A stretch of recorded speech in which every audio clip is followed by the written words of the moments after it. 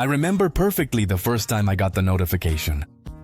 I was in the middle of an incredibly boring Zoom meeting, looking like I was solving nuclear fusion in my head, when in reality, I was just thinking about what I was going to have for dinner. Suddenly, my phone vibrates with an aggressively yellow and black alert. It's time to be real. An irrational panic took hold of me. I had 2 minutes. 2 minutes to capture my authentic reality. I looked around. A half-drunk cup of coffee. A pile of meaningless papers and the reflection of my bored face on the screen. I took the photo. A front-facing shot of my double chin and a rear shot of the mess on my desk. Strangely liberated. And ridiculous. Millions of people all over the world were doing exactly the same thing. Participating in the biggest anti-perfection experiment in the history of social media. It sounded great, didn't it? A digital utopia. The problem is that utopias don't pay the bills. And this story, the one of an app with 115 million downloads and a valuation of $600 million. It is the autopsy of how a brilliant idea crashed against the hard wall of reality. This isn't just the story of an app that failed. It's the chronicle of a brilliant idea that refused to face reality. The ironic reality that to be real, you first need a real business model. To understand why BeReal exploded, we first have to understand what we were running from. We lived, and we still live in the era of posturing. Instagram had become an endless parade of perfect lives that don't exist. I saw 3-packs 2 weeks after giving birth, breakfasts in Bali that cost more than my rent, and smiles so wide and straight they looked like a 3D render. It was exhausting. The anxiety of constant comparison was eating us alive. A 2017 study by the Royal Society for Public Health in the United Kingdom had already rated Instagram as the worst social network for young people's mental health. In the midst of this chaos of filters and facades, BeReal arrives. Its proposal was so simple it was revolutionary. It was the Tyler Durden of social networks, and its first rule was, don't fake it. 1 notification a day, at a random time. 2 minutes to take a simultaneous photo with the front and back camera. No filters. No editing. No time to set up a scene. If you posted late, everyone knew. If you didn't post, you couldn't see other people's photos, a masterstroke of fear of missing out, or FOMO. BeReal didn't ask you to be interesting, just to be real. It was the digital equivalent of showing up to a party in pajamas with messy hair. And in a world obsessed with perfection, that vulnerability felt like a breath of fresh air. But can a breath of fresh air keep a $600 million company afloat? The irony of BeReal's origin is delicious. The idea was conceived by Alexis Barelat and Kevin Perrault, 2 French developers. Barelat's previous experience was working as a video producer for, yes, the company that practically invented the video genre of watch my incredibly exciting life as I do extreme sports in an exotic location. He went from documenting people jumping off cliffs to creating a platform for people taking pictures of themselves eating cereal on the couch. It's as if the chef of a 3 Michelin star restaurant suddenly decided to open a hot dog stand because he's fed up with haute cuisine. Launched in 2020, the app grew slowly at first. It was an open secret among young people in France. But in 2022, something clicked. The app went viral, largely thanks to a clever college ambassador program in the United States and the United Kingdom. They paid students to promote the app on their campuses. It was a success. It went from having a few 100,000 users at the beginning of the year to more than 73 million by the end of 2022. The rocket had taken off. The problem is that Barelat and Perrault had not only built a rocket, but they had also told everyone that it ran on good intentions and authenticity. And who would be in charge of putting real fuel in it? This is where the sacred manual of tech startups comes into play, a book we could call How to Burn Millions of Dollars, and call it strategy. The strategy is called blitzscaling, or lightning-fast growth. The idea is simple. Grow as fast as possible. Corner the entire market. Get a gigantic user base. And only after that will you worry about how to make money. It's the philosophy of act first, ask questions later, applied to finance. To achieve this, you need capital. A lot of capital. And that's where VCs, or venture capital, come in. Venture capital funds are investors who bet fortunes on young and risky companies, hoping that one of them will be the next Google or Facebook. In 2022, BeReal raised a $60 million funding round, which valued the company at a whopping $600 million.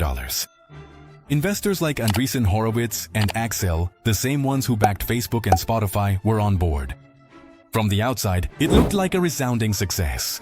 600 million. But that figure is a double-edged sword.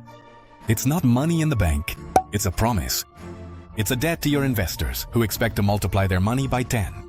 Suddenly, the purest founders who just wanted to create a real space had a bunch of men in suits asking, "All this authenticity stuff is very nice, guys, but where's the monetization plan?" The problem was, there was no plan. And every possible plan betrayed the very essence of BeReal. Put in ads. Goodbye, authenticity. A premium subscription model?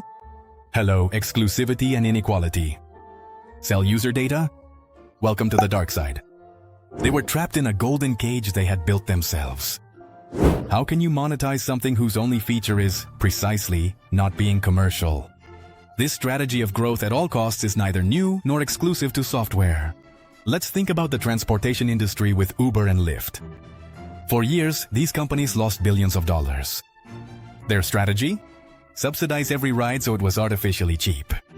Drive traditional taxis and competitors out of the market. And create a duopoly. Once they've made you dependent on their service, then, and only then, they start raising prices and squeezing margins. They burn through money to buy a habit in the consumer. Or let's think about the dot-com bubble in the late 90s. Companies like Pets.com or Webvan spent fortunes on marketing and logistics to dominate their markets, reaching absurd valuations without a clear path to profitability. When investor money dried up, they collapsed. BeReal, essentially. It was a ghost of the dot-com era dressed in Gen Z clothing. It had the eyes of millions of users, but no pockets. The difference is that Uber sells rides and Pets.com sold dog food. They had a tangible product. BeReal sold a concept, an emotion. And emotions are much harder to package and sell. Was BeReal destined to be just a passing fad, like fidget spinners or the Harlem Shake? The numbers behind BeReal's growth are dizzying. By August 2022, the app had been downloaded 115 million times. It became the #1 app in Apple's App Store in multiple countries.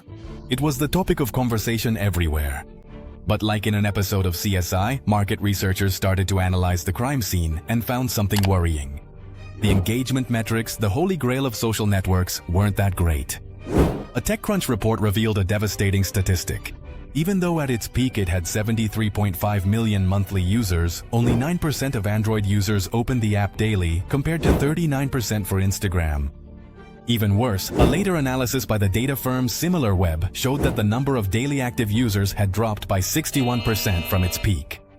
People would download the app, use it enthusiastically for a few weeks, and then the novelty wore off. The daily notification went from being a fun interruption to just another task on the to-do list. Authenticity, it seems, can also become a burden. Socially, the impact was undeniable. It forced giants like Instagram and TikTok to launch their own dual camera features. As if the T-Rex from Jurassic Park suddenly tried to imitate a small, agile velociraptor. But while the giants were copying its trick, what were users doing with the original version? This is where consumer psychology gives us a lesson in humility and irony. Human beings are incredible. Give them a tool designed to avoid showing off, and they'll find a way to show off with it. Hacking BeReal became an unofficial sport. The notification would pop up while you were watching TV, but you'd think, better not. In an hour, I'm meeting my friends at a cool place. I'll post my authentic BeReal then. The late posting feature became a confession. People waited for the perfect moment of the day to capture their supposedly unfiltered reality. Suddenly, BeReal feeds were filled with concerts, fancy dinners, and sunsets posted 8 hours late. We had created performative authenticity. It was like cheating on a conscience exam. This behavior revealed the fundamental flaw in BeReal's premise. It's not that we don't want to be authentic, it's that we're programmed to seek approval and present the best version of ourselves. BeReal asked us to fight against our own nature, and our nature, as always, found a shortcut. If the users themselves couldn't commit to the idea, what hope did the company have? While users were hacking authenticity, BeReal's management was caught in its own trap. According to several internal sources cited in outlets like The Verge, the founders were purists. They vehemently resisted the monetization ideas proposed by their investors. Their vision was sacred. They wanted BeReal to remain a pure space, free from the stain of commerce. It was a noble stance, but financially suicidal. It's a gap that isn't regulatory, but philosophical. They created a product perfectly suited to a gap in the cultural market, but completely unsuited to the economic market in which it existed. There wasn't a legal loophole to exploit, but rather a gap in their own business plan. They were like a chef opening a restaurant.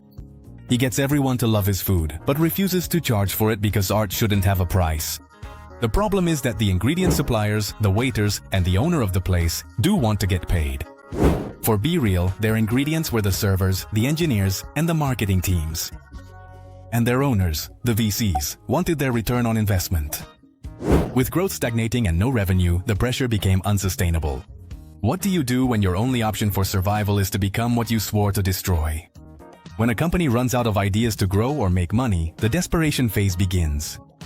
It's like when a TV series that's lost its way introduces a new, ridiculous character or an absurd plot twist. It's the moment to jump the shark. And BeReal started doing backflips.